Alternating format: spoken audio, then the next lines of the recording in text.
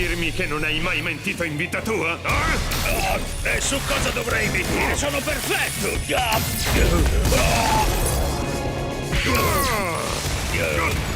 No, vanno verso le colonne di Ayasha. Colonne di Ayasha? È un monumento costruito da un'antica civiltà che sembra avere proprietà magiche. È il luogo dove i capi venivano messi alla prova. Prova? Ben, non supera neanche i test a scuola.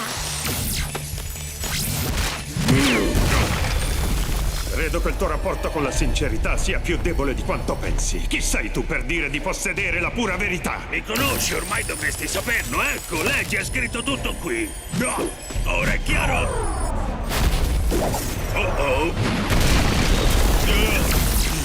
Che peccato. Per millenni questo è stato il luogo dove gli eroi venivano creati o distrutti finora. Cosa penserebbero tali eroi della distruzione del loro monumento e soprattutto cosa penserebbe chiunque altro, i turisti, le guardie del parco, la tua famiglia? Stavo cercando di proteggerlo da te! Temo che non faccia alcuna differenza. Sì che fa differenza! Beh, se ne sei tanto sicuro, allora spiega la situazione. Spiega il tuo piccolo incidente. Va via, stregone! Beh, tutto ok? Le colonne! Cos'è successo? Che c'è, Ben? Puoi dircelo. Sì, ragazzo, raccontagli tutto. È stato stregone! Io non c'entro proprio niente, nonno, ve lo giuro! Potrebbe essere un Ben qualunque che spara diamanti? Ben, parli sul serio? Ecco, la verità, nonno, è... Proprio come immaginavo, così anche tu menti. Allora nessuno ti crederà! La verità è che le ho distrutte io. Ma stregone mi ha ingannato! Io non volevo, davvero!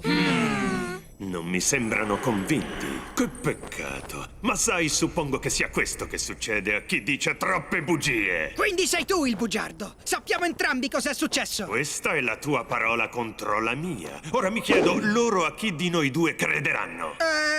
A me? Distruggi le colonne a casa tua! Non temete, signori. Noi ricostruiremo il tempio. Uniremo le nostre forze? Ehi, fermi! Nonno! Gwen! Che state facendo? Non lo aiutate! Quello è chiaramente malvagio! Io invece adoro aiutare il mio amico chiaramente buono stregone.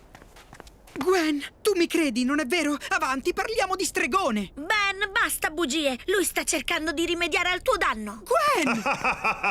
Finché saranno sotto il mio incantesimo, per loro io dirò sempre la verità, mentre nessuno crederà mai alle tue parole. E ora dimmi, che si prova a essere il cattivo? Oh, un secondo, lo so benissimo. Non ti lascerò far loro del male. E perché dovrei? Loro mi stanno aiutando a conquistare la vittoria. E quando questi sciocchi inseriranno le sacre colonne nella mia struttura, sarò in grado di evocare il golem di Ayasha!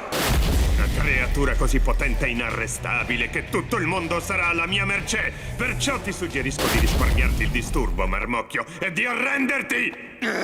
Se hai finito il tuo inutile monologo, ho una battuta a effetto per te.